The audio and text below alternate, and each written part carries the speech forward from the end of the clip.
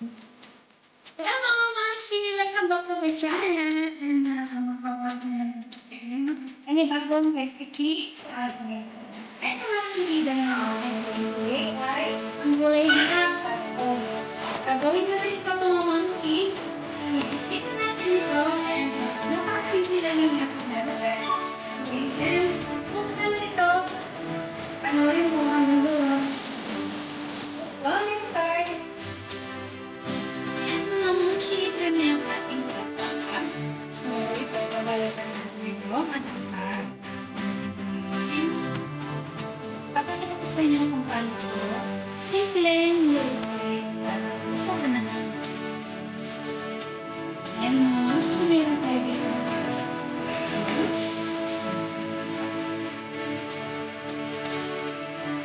Mga Maxi, mga Maxi. So, ilalagyan natin ng chopped garlic. Yan, halo-halo lang natin. Ayan mga mamshi, haluan natin ng chopped spring onion.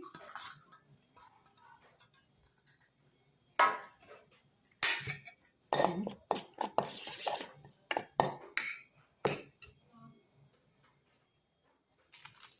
Lagyan natin ng magic sarap.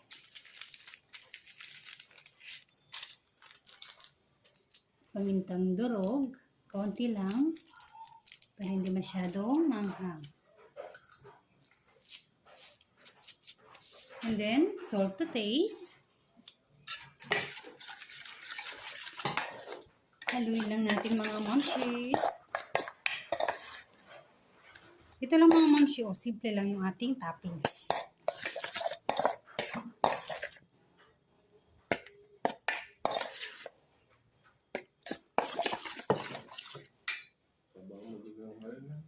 Ayan mga mamshi, ito na yung ating patola. So, inislice ko siya ng pa-slanting. Pero depende sa inyo kung ano yung sizes na gusto nyo, yung pa-round or slanting. Ito, ginawa ko slanting.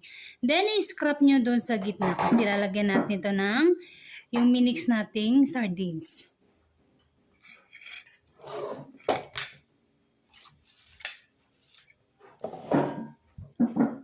Ayan mga mamshi, lalagyan natin sa gitna.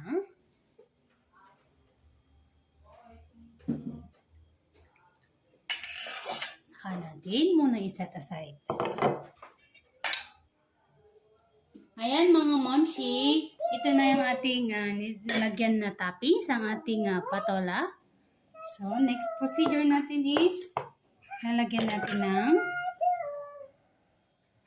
egg.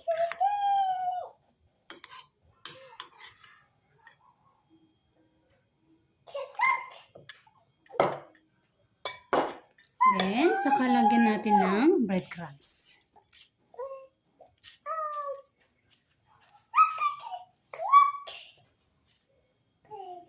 Yan.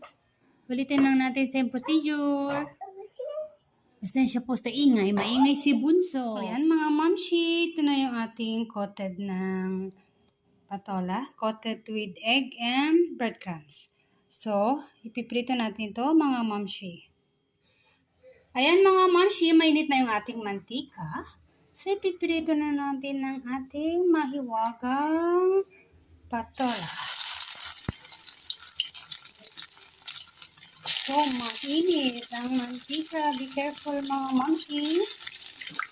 Baka tayo ay mapasok. Ayan mga mamshi, balik rin natin at iluto natin sa kabilang side.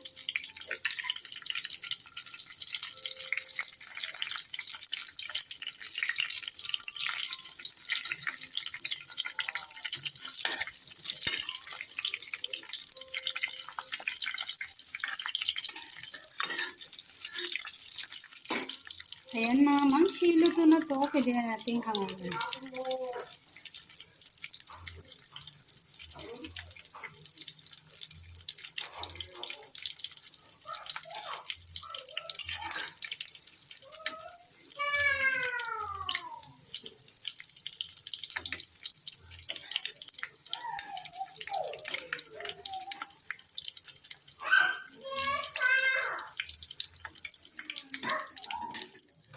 Hello mga mamshi! Ito na yung ating ginawang prinitong patola.